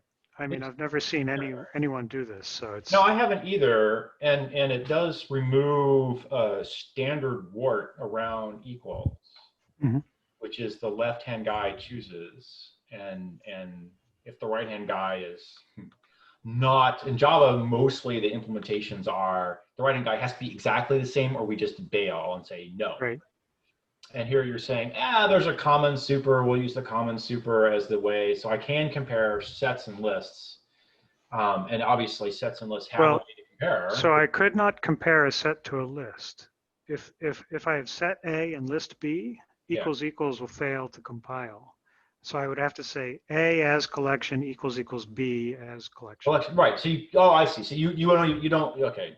So the compiler is trying to keep you from blowing your foot off, right? Right. Because you went to a common super that you didn't obviously see on them both. Right. So if the compiler can't prove that it's an obvious answer, like these are both of a type that type defines an equals, I'll use that equals, right? Yeah, right. Well, it's the least common ancestor in the type hierarchy. As soon as they have a common ancestor, you can put equals, and that's at the common ancestor. Well, basically, you look at both types, you find what each type thinks the equals is, and if it's not the same equals, then it's a compile time error. Yeah, understood. I'm saying that the alternative here is if this fails at this point, then you go up a layer and try again. That's the least common ancestor if you walk up the hierarchy of types until you find a common type that supports equals. Right. So we could have allowed someone to compare a list to a set by assuming they meant to compare them as collections, but we chose to make it a compile time error. Yeah. And I'm kind of there. This is still a weird thing to compare a list and a set because. Yes, exactly. That's why it's a compile time error. Yeah, right. Fine.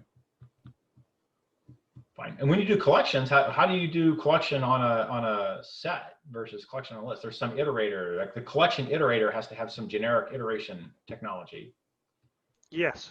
Give me an element, Yes. give me an next element, give me a next element. And so if you implement a set, there's a get a next element thing. It's fine. There's a cursor that moves through the collection. List has an obvious order, so there's an obvious cursor point. So set has, well, collection itself has a contains method. Hey, Lisa. Oh, there it goes. She's going to tear that thing up. Fine. And it contains all. So set equality, if I remember correctly, checks the size, because if the size is different, then it's not equals. And then it does a contains all. But I can verify that. What does that do? Depends on the set. That's virtual. Okay, so it's a set asks. If I do a set versus a list as containers, what the hell are they doing again? You're not. You don't have a loop in your equals collections equals then. List. Oh yes, there is. Yeah. Okay, and so there's a loop in the class. I'm saying so we said as a collection, compare this set and this list as a collection. So under this collection code, there's an iterator.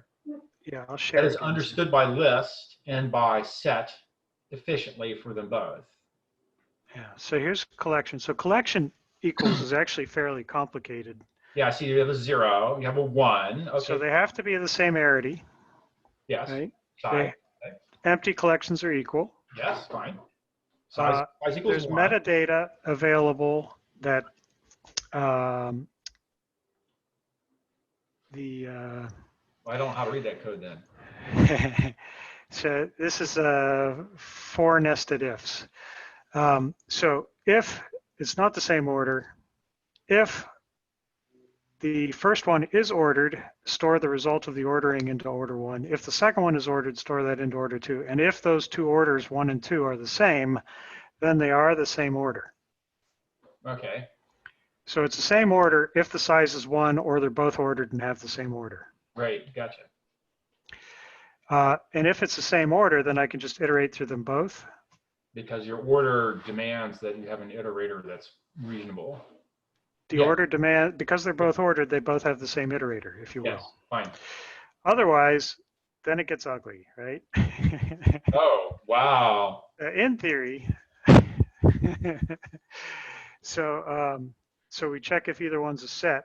Like at this point, we're comparing two bags, right? We're screwed at this point. Yeah, right. Yeah, right. That's what I'm saying. What the hell are you doing? Does this violate what you were trying to avoid in the first place, right? When you have the collection 1 dot contains all, that's the left guy deciding again, right? No, I'm simply optimizing because this is the generic implementation down here, the one that says this is textbook inefficiency. We're comparing two bags of non-hashable values. Right. You do an n-squared search.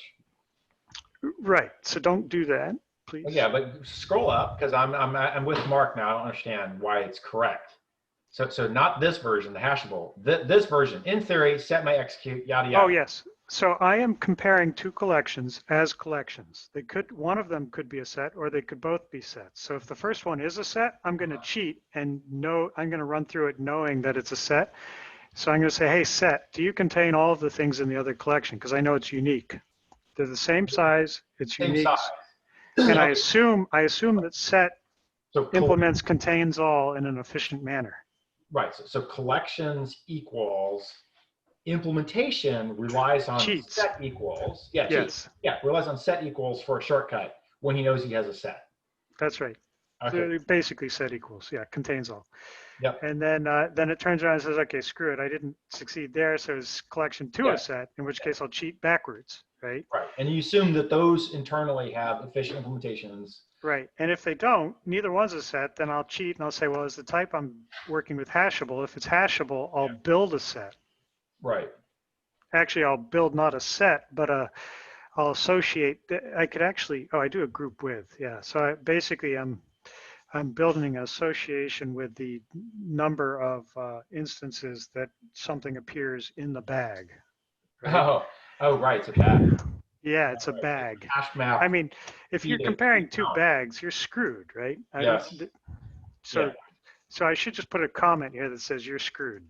Well, if they supported iteration, I guess it's still, you're in the n squared version. Yeah, they're in the n squared version. Okay, so this is a little more efficient than the n squared version. Yeah, this is pretty ugly.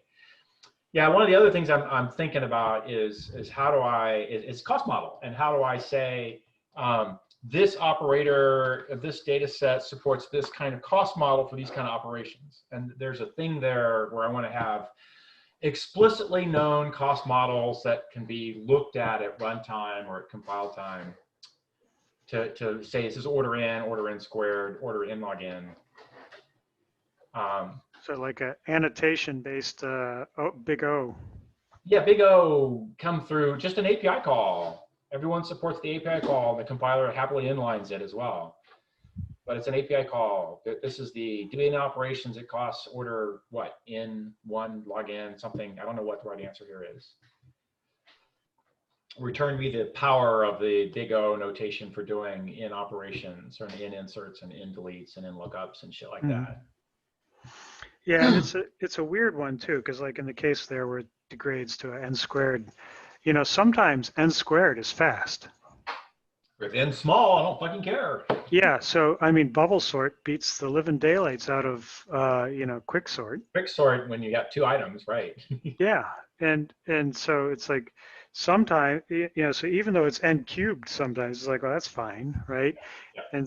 And so it's like, how do you? Yep. Right. But there is a thing there that says I have a collection, and the implementation of the collection, I'm not going to tell you how I'm going to implement it, but I'm going to ask you what you expect the behavior. I'm going to ask in things. I'm going to ask small n. I'm going to look up. I'm going to insert, delete, whatever, and then I'll pick a data structure for you. And maybe I'll even do profiling under the hood and swap data structures and hide it from you, as an alternative to saying I have a list collection, and I have a set collection, and I have a hash map collection, and I have this other collection. There's a version that says, an array list, and there's a version that says, tell me the expected use case, and I'll pick the collection for you, maybe changing that pick on the fly. Yep.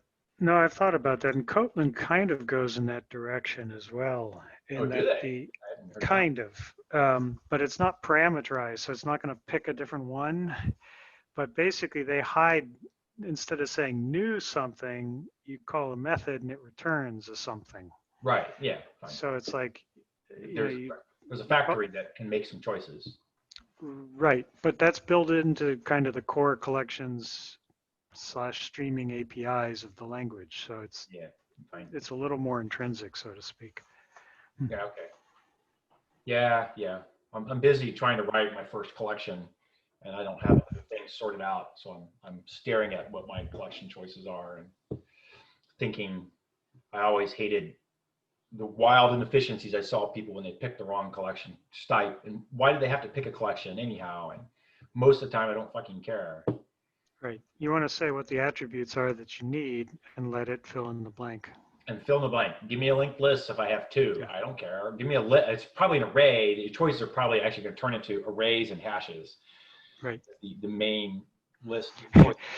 So we had these collections called light collections, and so they would basically expand on the fly. So they used almost no memory if they were empty. Right. They optimized for 0, for 1, for up to 4. It's like, and at some point they're like, heck, hash map. And, right. So it was one level of indirection, but the amount of memory it would save was shocking. I can totally believe that. I watched so many of these bad choices made, and it was like, sometimes you didn't know, and so all choices were bad, and sometimes you shouldn't be asking, you shouldn't have to know, right? I don't fucking care. This is a structure that has no meaning in my life. So then, So Oracle was looking at one of their applications that they were hosting, for one of the enterprise applications. I don't remember which one, but it turned out that something like 85% of the heap usage was empty arrays in empty hash maps. yes, I have seen this before. So that's why that optimization showed up in Java 8 or 9.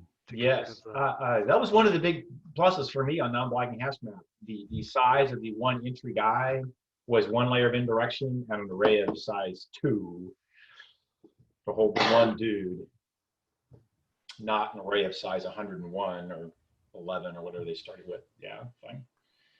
IBM did a bunch of that work a while ago. Some time ago, 20 years ago, there was a ton of work where they were already saying, and most of the time the collections are empty and way oversized, because the programmer doesn't want to care.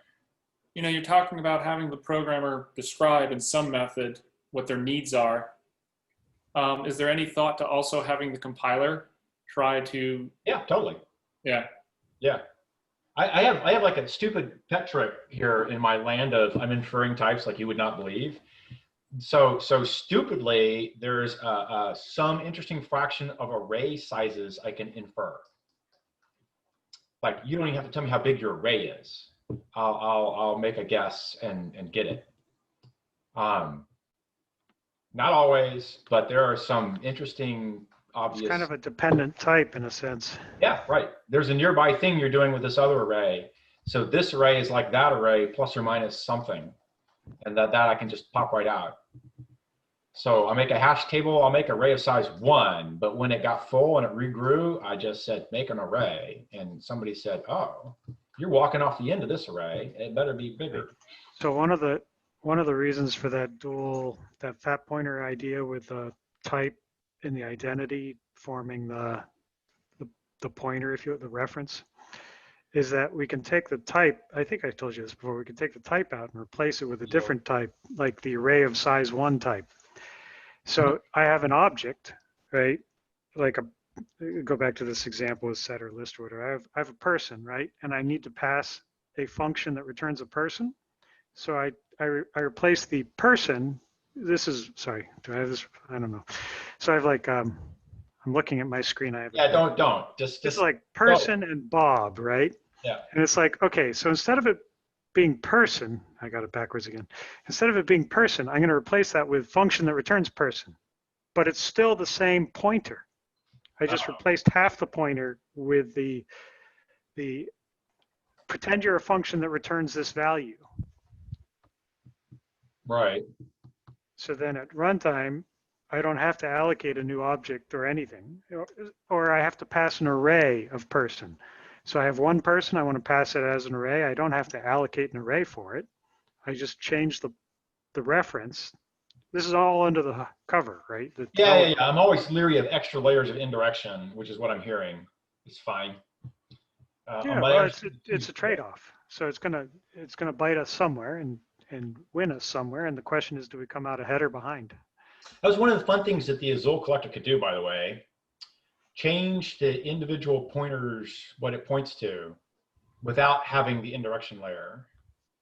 Because it's that read barrier. Right. When you pulled that pointer up, you would just flip it behind your back, point to something else, and you could change on the fly. We had discussions about that where we have like object compression, object optimization, where no one ever stored in this field. It's always a 0. So we'll make a new object that doesn't even bother having the 0. Right. And it's smaller until you inflate it for the first time. And then we'll run around lazily inflating them as people pull the pointers up. They'll get it inflated to support 0 or not. Yep. All right. I have several people who bailed out already. So let's wrap it up here. This has been a very good conversation. I have obviously a lot of reading to go do. Specifically, I'm going to stare hard at equals. Oh, and some of the stuff Matt pulled up too. I have to go stare at the Rust thing. And, all right, fine. There's a lot of good stuff here. Till we meet again next week. Right. Bye-bye. All right.